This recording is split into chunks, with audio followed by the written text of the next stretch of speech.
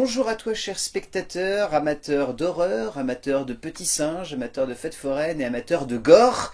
Et bienvenue donc dans cette vidéo autour du nouveau long métrage d'Osgood Perkins qui se nomme The Monkey. L'histoire, nous allons suivre Bill et Al qui, en tant que jeunes enfants, héritent de leur père qui a disparu un petit peu de nulle part, un petit singe tout mignon avec deux petites baguettes et un petit tambour.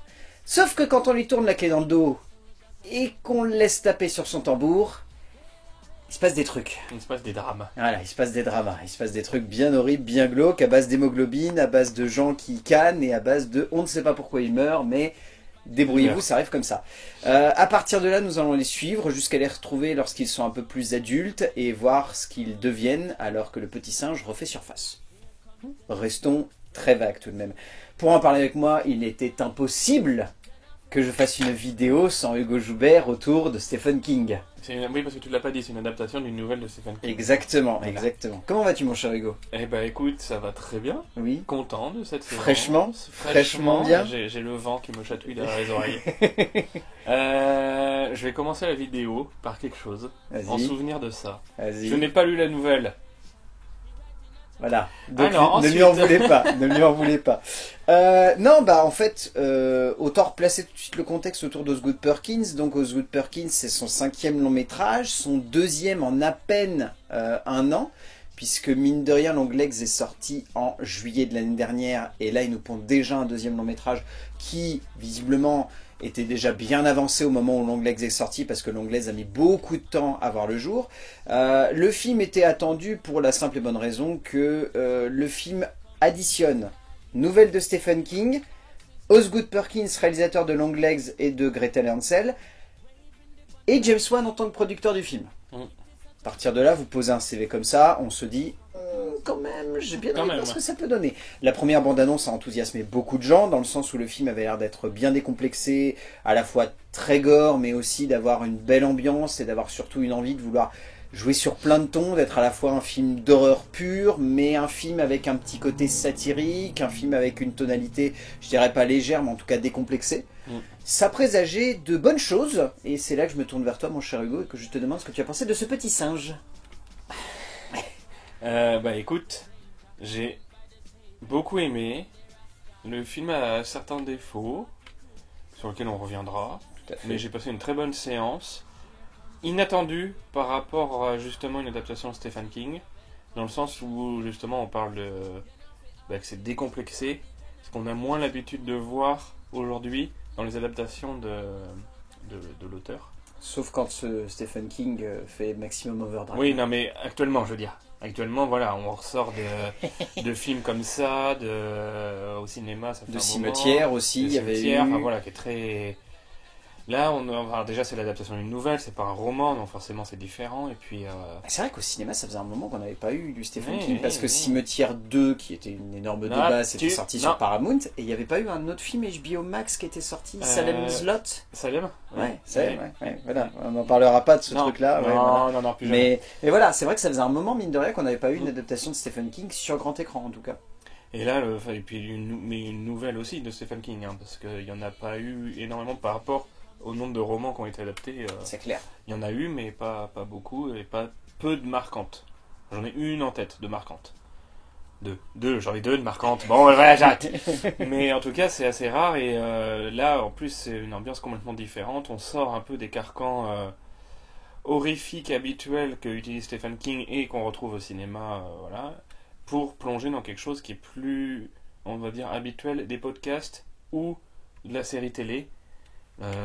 Comme tu parlais, Osgood Perkins a fait des films, mais a aussi bossé sur la 4e dimension. Tout à fait. Et on sent l'inspiration, et on sent l'héritage que Stephen King a lui-même avant. Et ça se sent tout au long du film, et pour ça, c'est une vraie réussite, parce que c'est toujours agréable de remettre au goût du jour des choses qui peuvent paraître dépassées. C'est vrai que quand j'ai entendu pour la première fois le pitch et tout, j'étais là... C'est du vu et revu, quoi. Ouais. Non, mais même ça peut vite tomber dans le nanardesque, dans le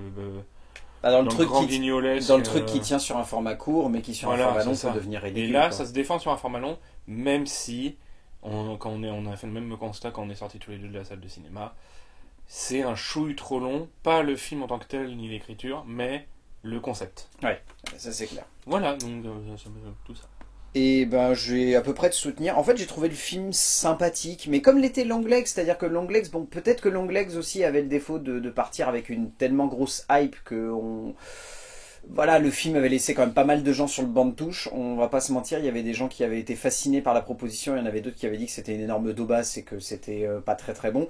Je comprends bizarrement les deux points de vue, même si je fais partie de ceux qui ont trouvé ça cool et original, mais que ça manquait aussi de concret dans ce que ça voulait raconter, dans ce que ça voulait montrer. On sent qu'ici, c'est plus clair dans la tête d'Osgood Perkins dans ce qu'il veut faire et dans ce qu'il veut montrer. C'est-à-dire qu'on est à mi-chemin entre vouloir faire de l'horreur pure avec une ambiance bien construite et quelque chose de très intense, et en même temps amener un petit côté un peu fun et décomplexé dans le sens où la tagline quand même du film, ça reste « tout le monde meurt et ça fait chier ». Et je trouve que le film est à cette image. Oui, c'est littéralement ça, c'est-à-dire que tout le monde meurt, tu te dis oh là c'est dramatique, et ça fait chier, tu te dis ok, on va se marrer à voir des gens crever quoi. Et tout le principe est là, c'est-à-dire que c'est, je dirais pas non plus un immense défouloir, mais on sent que le but d'Osgood Perkins c'est peut-être juste de prendre des persos, de les foutre dans un contexte où c'est le chaos, pur et dur, et de se marier avec un concept horrifique qui permet de faire ressortir juste ce qu'il faut d'humain pour que... Pour moi, c'est un Evil Dead 2 et tu remplaces le livre des morts par un petit singe qui fait du tambour, quoi. C'est pas faux. On est un peu là-dessus. Hein. Ouais. Alors moins décomplexé quand même qu'Evil Dead 2 qui parle vraiment en couille avec notamment ces animaux sur les murs qui se mettent à se taper des barres. Mais la scène de fin du film. Oui, bon, d'accord. Oui, d'accord. Oui. Voilà. Remis dans ce contexte. Vous irez voir, vous comprendrez. Ouais. Mais oui, c'est vrai que oui, quand on arrive à la fin, on est presque en train de se dire quand même que le réal, il est un peu en mode, vas-y, vous pensiez un truc sérieux, non, ça n'est pas tant que ça. Mais clairement pas. Disons que pendant une grande majorité de son temps, quand même, le film se tient comme étant vraiment juste un bon film d'épouvante avec un postulat un peu déjanté et un peu allumé. Et je pense pas que ça soit plus qu'ait eu envie de faire Osgood Perkins au travers de ce film. Mais c'est comme on disait, c'est un épisode de la 4ème dimension, c'est... The Twilight Zone, voilà, c'est vraiment prendre un tout petit élément qui, en apparence, c'est un singe qui fait du tambour, quoi. Et qui amène le chaos qui dans son emmène environnement. le chaos, et voilà, et c'est... Ça a toujours été ça, la 4ème dimension. Ceux qui connaissent pas, et Stephen King, ça a été énormément ça aussi. C'est vrai qu'on façon, s'attarde... C'est ce qu'on n'arrête pas de répéter au fur et à mesure des vidéos, c'est que Stephen King, le principe même de son cinéma, ou de sa manière en tout cas d'aborder les histoires pour le cinéma, c'est de prendre un truc classique, avec des personnages classiques, et d'amener un truc qui va germer et tout doucement gangréner les personnages.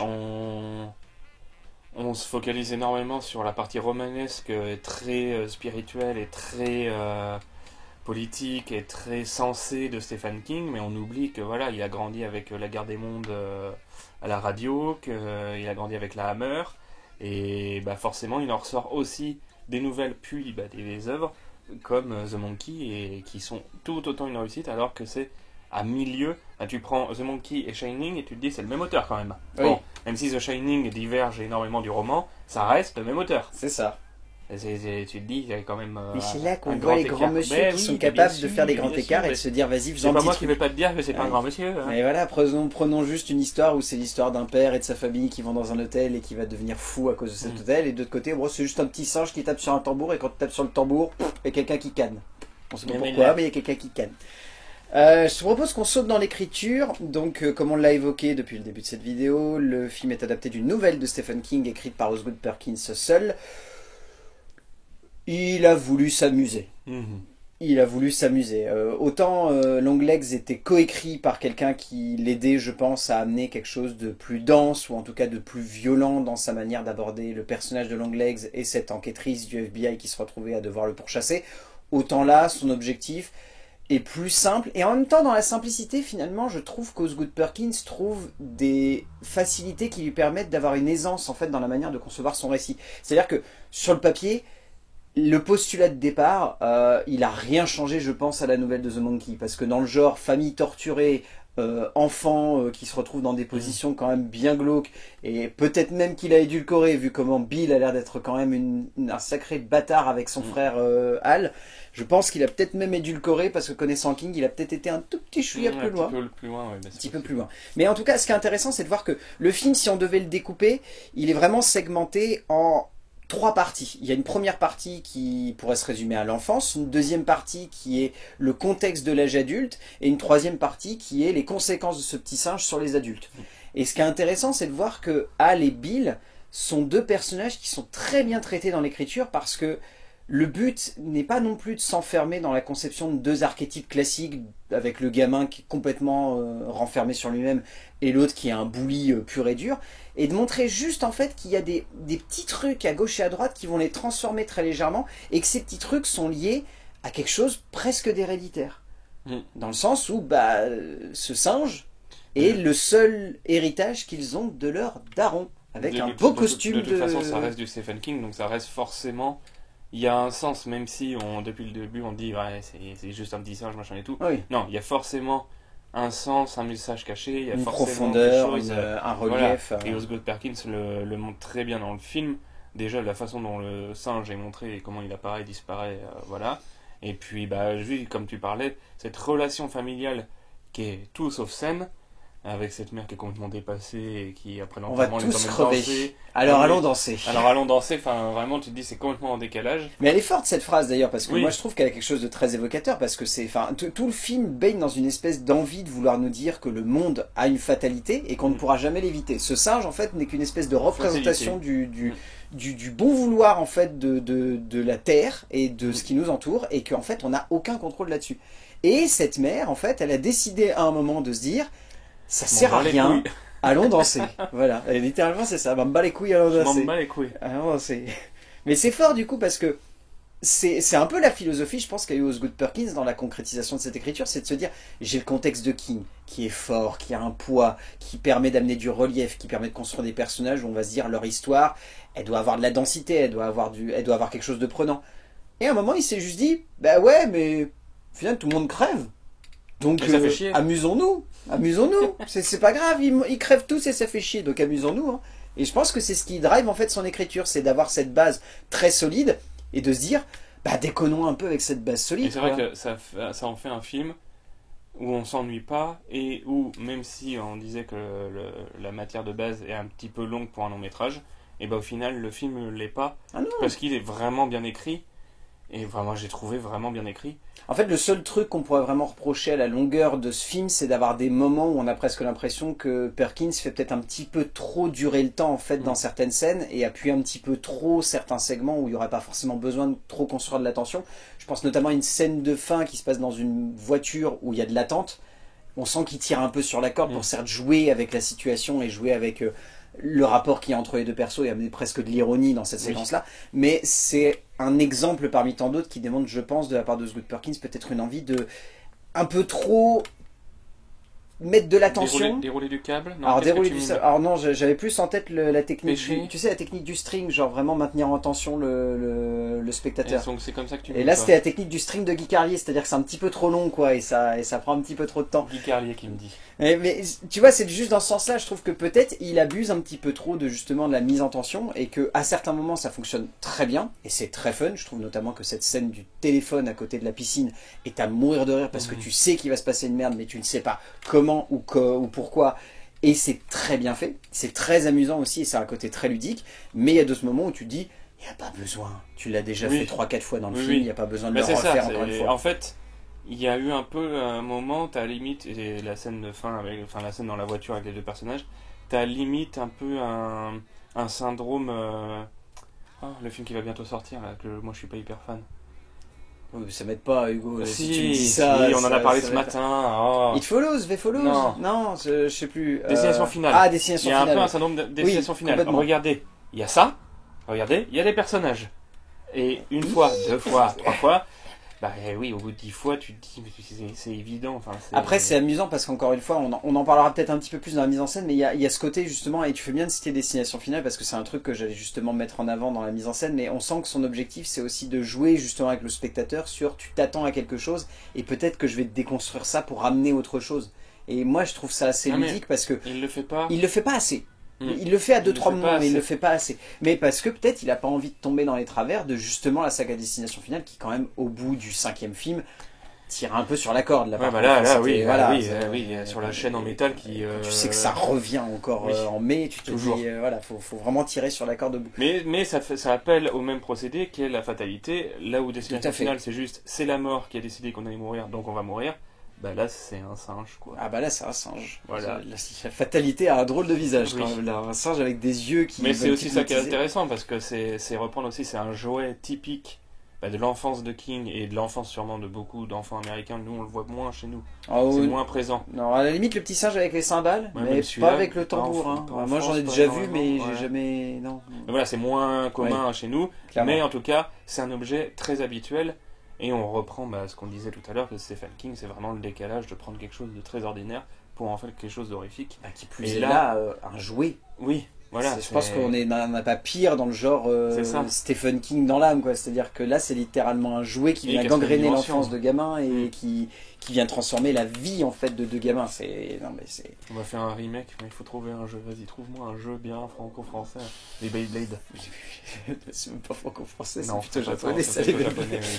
Ah non, on trouvera bien un truc. Mais Oui. en tout cas, c'est ce qui, pour moi, fait la force de cette écriture, c'est que Osgood Perkins a l'idée, entre guillemets, de prendre quelque chose de concret, mais de pas non plus trop se prendre au sérieux. Et je pense que dans une époque où il y a beaucoup d'auteurs qui, justement, dans l'épouvante, veulent tellement se prendre au sérieux, des fois avec des concepts, et se perdent un petit peu, j'ai beau l'aimer. Tu vois, par exemple, La Main des frères Philippou, Mhm. je trouve quand même que ça se prend un poil trop au sérieux par moment.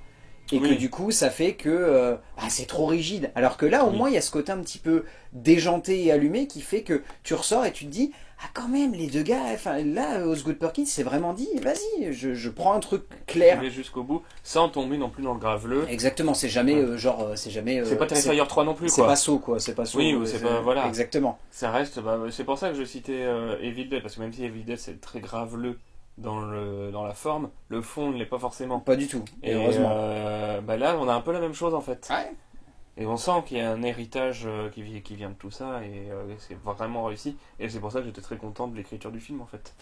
En termes de mise en scène, bon. Alors déjà, je trouve qu'Osgood Perkins, il a clairement des envies très différentes de ses précédents métrages, parce que ça m'impressionne, mais j'ai l'impression qu'au fur et à mesure qu'il avance dans sa manière de mettre en scène les films, il veut un peu déconstruire en fait tout ce qui était la base même de son cinéma au début. Genre moi je reprends l'exemple de Gretel et Hansel parce que c'est le seul exemple que j'ai concrètement en tête, parce que February est son deuxième dont j'ai plus le nom parce qu'il est à rallonge et qu'il est très, La très jolie chose qui vit dans la maison. c'est ça, voilà. En français. Gretel et Hansel était quelque chose de très esthétique. C'était un objet qui était vraiment puissant visuellement, qui avait une ambiance, qui avait un truc concret à l'écran, qui faisait vraiment prod arty.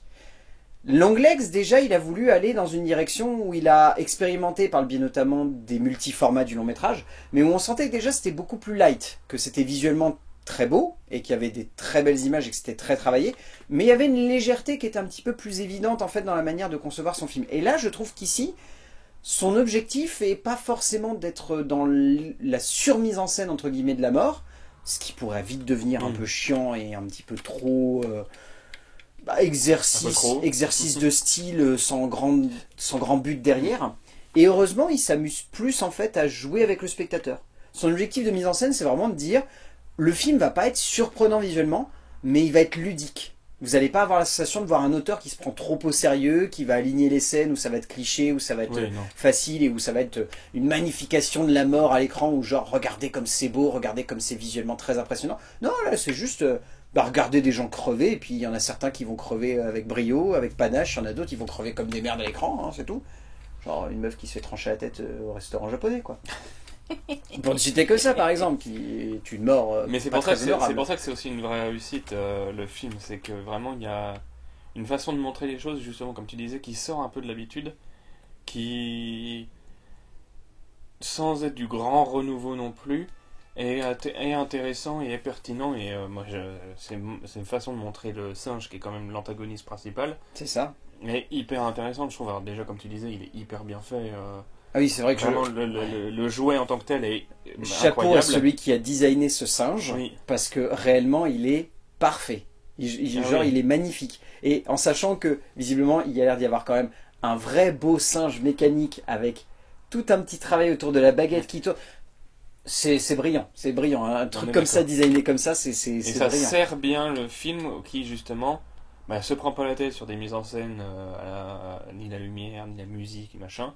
Mais il y a cet élément-là qui est tout le temps sublimé dès qu'il est à l'écran, en fait. C'est ça. Et moi, ce que Avec j'ai... ses yeux, moi je repense quand on le découvre et qu'on voit les yeux, et à chaque fois qu'il apparaît, c'est ses yeux qui ressortent.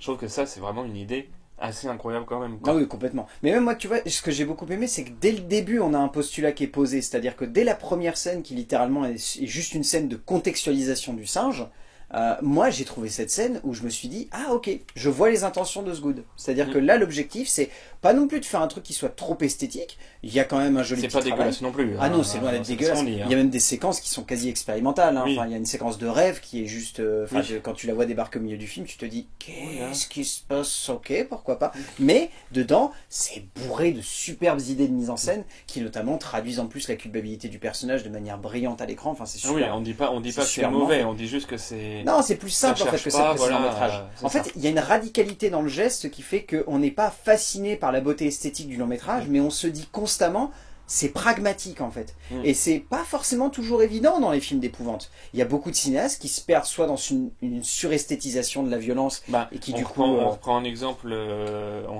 que j'ai cité tout à l'heure, mais Shining, hein, Oui. où c'était vraiment, bon après c'est Kubrick, voilà, machin. Ah bah là c'est la, magnification. Oui, oh, et tu vas te calmer, hein, descends d'un cran. Non mais parce que Mais, Kubrick c'est la magnification entre guillemets du glauque, du macabre. Oui, oui, oui. C'est en plus Kubrick, Mais ça prépare vraiment l'œuvre de King. c'est vraiment l'antithèse de ce qu'est The Monkey au C'est final. C'est ça. Mais tu prends d'ailleurs chaque auteur qui à sa manière a choisi d'adapter King. Il avait sa propre manière de l'aborder. Shining, Kubrick a voulu suresthétiser et en faire un objet qui soit visuellement très en marge de Marquant. tout ce qu'on avait l'habitude. Christine de John Carpenter est très vrai. différent et pour le coup s'accapare vraiment l'œuvre de King pour en faire une œuvre carpentienne à de nombreux égards. Qu'est-ce que j'ai d'autre qui me vient en tête là comme ça? La ligne verte. Bah voilà. Après ça c'est dans un genre très différent, mais oui, mais ça Mais montre, ça reste. mais ça montre que chacun en fait peut voilà, s'accaparer c'est ça. à sa manière du King. Et je trouve que là, Osgood Perkins, en termes de pure mise en scène, il n'a pas voulu s'écarter trop de la ligne directrice des œuvres de King précédentes, dans le sens où il garde vraiment cette base narrative qu'on a évoquée, mais visuellement, comme tu l'évoquais très bien au début, et c'est ça qui fait plaisir, ça détonne au niveau du genre. C'est pas un truc qui est trop glauque, trop macabre, trop noir, trop direct, c'est au contraire quelque chose de plus léger, de plus fun, de plus entraînant, qui va faire du gore presque un outil, on va dire, ludique pour le spectateur, dans le sens où il va se demander qu'est-ce que ce singe va faire, quoi. Sans tomber dans le guignol. Ah bah non, c'est pas le guignol. Mais on se demande à la fin qu'est-ce que ce singe va faire. Et ce singe a de l'ironie quand même. Hein. Ce singe a des fois de l'ironie, ce qui est quand même pas facile, je pense. Mais Hein. c'est vraiment le mal. Ah bah c'est le mal. Incarné dans quelque chose. C'est un petit diablotin, quoi. Qui ne devrait pas être le mal, en fait. Ah bah complètement. Sauf dans ses yeux quand même. Là, dans ses yeux, moi, tu m'amènes ça devant le nez, moi je me dis quand même, je vais faire shaitan. Non mais non, il y a un moment, faut pas déconner. Mais voilà, encore une fois, on est sur la démonstration au travers de tout ce film que Osgood Perkins, c'est un cinéaste qui veut prendre quelque chose qui sonne comme très glauque à sa base et qui aime bien le détourner pour l'emmener dans une direction où il y a une forme de légèreté qui se dégage de ce tout. Et il y avait aussi un peu ça déjà dans Longlegs, même si dans Longlegs, l'ironie, elle venait plus de certains choix musicaux et de décalage qui étaient construits, parce que quand même l'ambiance du film était assez pesante et assez glauque, mais il y avait des petits décalages, il y avait des... Non, mais là aussi, techniquement, elle l'est, parce qu'on connaît la menace dès le début et jusqu'à la fin, elle est présente. C'est ça. Donc il y a quand même toujours quelque chose de pesant même dans l'atmosphère. Hein, quand ils partent dans le Maine et que c'est tout gris, tout... C'est pas très joli, il y a des coins du Maine beaucoup plus beaux. Oh, franchement, là on est sur la ça a l'air magnifique comme bonne endroit. grosse campagne, voilà. Ouais. C'est vrai qu'il y a quand même une atmosphère qui est très lourde. Je suis d'ailleurs persuadé qu'il a recyclé un lieu de tournage de Longlegs. Cette ouais. baraque dans le Maine, je suis persuadé que c'est un recyclage de tournage de Longlegs. Mais voilà, encore une fois, c'est pour vous démontrer qu'on est sur un metteur en scène qui veut faire plaisir aux spectateurs et qui a eu un début de carrière où je pense il a voulu suresthétiser son cinéma, qu'il a compris que c'était pas la bonne manière de se faire plaisir et de surtout concevoir un petit peu l'épouvante. Il y en a plein d'autres qui le font, il y en a qui le font pour le coup très... Ah bah il y en a qui le réussissent de manière brillante, genre Sam Raimi. Il y en a d'autres qui réussissent ça en s'éclatant et en faisant en sorte que le spectateur aussi s'amuse. James Wan, pour citer cet exemple-là. Et il y en a d'autres qui veulent juste le faire de manière un peu plus décomplexée tout en ayant quelque chose de concret, comme Osgood Perkins. Et c'est ça qui fait que pour le coup, bah, le film est surprenant et cool à regarder en fait. Et c'est juste ça qu'on a envie de retenir à la fin. Mon cher, passons au casting. Ah oui. Casting qui m'a beaucoup surpris. Moi, j'avoue que quand j'ai vu les choix des acteurs, je me suis dit, punaise, je les aurais pas imaginés dans un film d'épouvante adapté de King. J'ai un peu le même avis.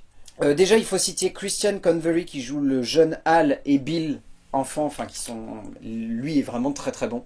Il a en plus un visage très doux, très délicat, très réconfortant. T'as pas regardé Sweet House? Mais non, c'est pas regardé. Si, j'ai regardé le premier épisode. J'ai regardé le premier épisode, mais j'ai pas continué. Mais il est incroyable comme acteur. Ah oui, Franchement, je lui espère une bonne carrière. Oui. Oh bah je pense qu'il en aura une, hein, t'inquiète pas. Qui est-ce qu'on peut citer d'autre? Tatiana Maslany dans le rôle de Loïs, la maman. Et bien. Elle joue très bien Elle joue le très, très bien. flegmatisme. Je sais même pas si on peut appeler ça du flegmatisme, vu comment elle est complètement barrée Oui, et allumée. mais là, je trouve qu'elle joue très scène, bien. cette scène dans le cimetière où elle les tient tous les deux par les épaules et où elle leur dit bon, on va tous scanner, c'est pas grave, allons danser. Vous allez mourir, Voilà. Allez, allons danser. Franchement, et chapeau. je trouve qu'elle tombe pas dans le... Parce que ça aurait pu aussi, je me répète souvent, je m'en rends compte quand je parle des jeux d'acteurs dans les vidéos, mais elle tombe pas non plus dans la caricature. Ah non. Parce que c'est pareil, c'est un personnage qui aurait très plus vite tombé dans la caricature. Ah bah dans une espèce de facilité à la limite du ridicule voilà, et ouais, c'est non. pas du tout le cas. Ouais, non, clairement pas. Faut citer tout de même Sarah Levy et Osgood Perkins qui jouent donc la tante et l'oncle Ida et Chip. Osgood Perkins qui a juste une séquence surréaliste avec une bière en slip où il essaye de réconforter Al qui...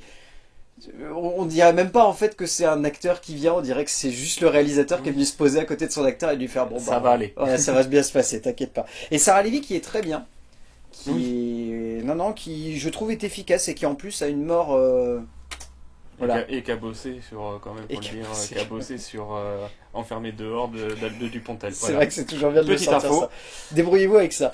Elijah Wood, alors Elijah Wood, il est là. Point. Voilà. Alors après... Non mais vraiment, parce qu'il y a eu beaucoup quand même de com qui a été faite sur la présence d'Elijah Wood. 3 minutes. Oh, et Et encore, je suis gentil, mais je crois que c'est encore moins. Non, il faut plus parler de Colin O'Brien qui joue Petey, qui est vraiment très bien, lui, pour le coup. Du personnage Qui est le fils principal. de Hal, qui s'en sort vraiment bien et qui a un petit flegme à la Osgood Perkins, je trouve. Il a un petit côté héritage de Oncle Chip, quoi, dans sa manière d'aborder les choses. Il est amusant, on va dire que c'est un personnage qui est bien, oui, c'est un peu en décalage. Désabusé. Ouais, c'est ça. Désabusé par la situation qui se passe, par l'incompréhension, en fait, parce qu'il est vraiment dans l'incompréhension. Je crois que la compréhension est un mot faible. Oui, je crois qu'il est c'est perdu. clair. Je crois qu'il est perdu, ce garçon. Et donc, nous avons Theo James qui joue respectivement Hal et Bill. Excellent. En fait, Theo James, c'est un acteur sur lequel moi je miserais rien sur le papier parce que c'est quand même un acteur qui est surtout connu pour avoir joué dans la saga Divergente. C'est exactement. Je peux. Oui, vas-y. J'avais énormément peur parce que je me souviens. J'aime bien la saga Divergente. Mais je on sais, a déjà Hugo, parlé sur cette chaîne. Ça remonte à loin quand même. Oui, Dis-toi que ça je remonte à sais, très loin. Je sais, et mon cœur en souffre toujours. Elle s'est jamais terminée cette saga. Ils ont Je arrêté. sais, et mon cœur en souffre toujours. Mais c'était pas le personnage que j'appréciais le plus de la saga, voire pas du tout. Un peu un Pour des raisons évidentes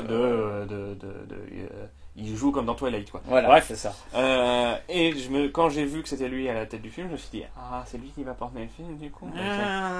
Quelle idée de En merde. adaptation de Stephen King, c'est quand même un peu bizarre. Et au final, incroyable. Il est très efficace. Il joue hyper bien. J'adore le côté décomplexé avec lequel il sort la voix off. La voix off est à mourir de rire. Il y a des moments qu'elle est complètement en décalage. Enfin, je trouve ça génial. Ça, et le fait qu'il interprète quand même deux rôles bien distincts, tout comme on peut le citer pour le plus jeune acteur qui joue. Voilà. Là, c'est pareil, il joue vraiment deux personnages bien distincts. Et pour les deux, il est quand même très juste. Et limite dans le cliché quand même pour l'espèce de... Ouais, mais c'est pas forcément dérangeant. Oui, non, ça sert le propos, et voilà, mais c'est... Non, vraiment une très très bonne surprise, et oui, il joue vraiment très très bien. Ben, il est à l'image de tout ce casting, je trouve, qui est quand même très éclectique, qui va chercher des acteurs qui viennent un petit peu de tous les bords, voilà, en passant de Divergente à She-Hulk quand même, on est dans le genre, grand écart, c'est assez costaud, mais... Ça montre en fait que si tu prends les bons acteurs et que tu les mets dans le bon univers et que surtout tu as un metteur en scène qui en plus est acteur à la base, qui va réussir à parfaitement les diriger, bah, ça fait que du coup tu peux leur laisser un peu de champ libre pour aussi s'amuser et donner lieu à des scènes surréalistes genre tout va bien? Oui, tout va bien. Tout va bien. Voilà. On arrive à la fin de cette vidéo. Qu'est-ce que tu retiens de ce petit singe, The Monkey, mon cher Hugo? Déjà, ça fait du bien d'avoir une bonne adaptation de Stephen King, parce que ça faisait quand même un petit moment que c'était pas arrivé. Voire un grand moment, parce que je crois que le dernier c'était ça 2. C'est peut-être bien possible. C'est peut-être bien possible, hein, parce C'est que là peut-être j'y possible. repense et bon, les cimetières, on ne va pas revenir dessus. Salem, on n'a même pas fait de vidéo dessus tellement j'étais énervé. Donc, Puis même ça moi, fait- tu vois, ça m'avait même pas traversé l'esprit. Quand j'ai vu que ça sortait sur HBO Max, je me suis dit, oh non, Non, mauvaise non. idée. Et puis ensuite, tu t'entends me dire, Valentin, t'as vu Salomé Zlett? Non. Et tu m'as dit, ne le regarde pas. Ah non, ah non. Ne le regarde Et pas. si vous ne l'avez pas vu, ne le regardez pas. Ou alors regardez-le, mais pour apprendre ce qu'il ne faut pas faire dans un film. Exactement. Tout est mauvais. Comme dans Cimetière 2. Ouais, alors, la différence, c'est que Cimetière 2, ça part de rien. Il y a pas Et eu de ça arrive à cimetière. rien. Et ça arrive à rien. Salem, c'est quand même l'adaptation d'un des meilleurs bouquins, d'un des meilleurs romanciers horrifiques de notre génération. Range-le, cache-le. Ça m'énerve, ça m'énerve. Oui, je sais.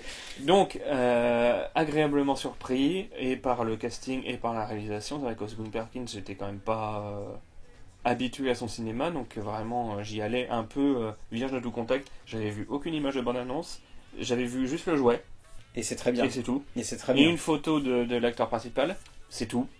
Et du coup, j'y suis allé en mode, allez, j'y vais, ça va bien se passer, c'est pas parce que c'est une adaptation de King que ça va être mauvais. Et au final, ouais, c'était un peu ça. Et au final, bah, une vraie réussite, qui présente quelques défauts, mais c'est quand même léger. C'est un bon moment, c'est pas le film du siècle. Je me suis rematé Civil War hier soir. Civil War. Ouh, ouh.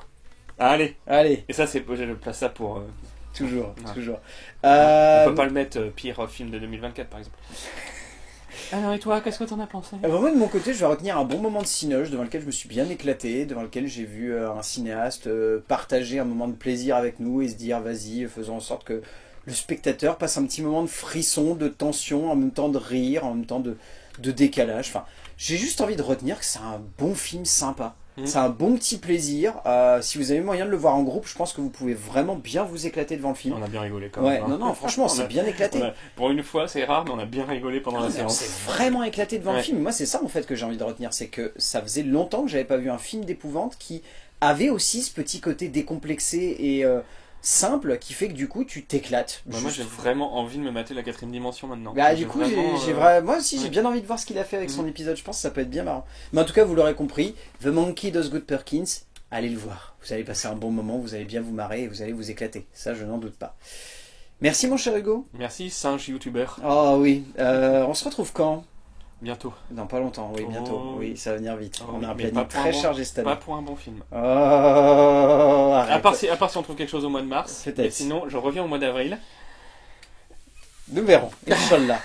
Et d'ici là, on va dire aux gens d'aller voir des films parce que c'est bien d'aller voir des films Oh oui. et qu'on se retrouvera pour parler de films, bien évidemment.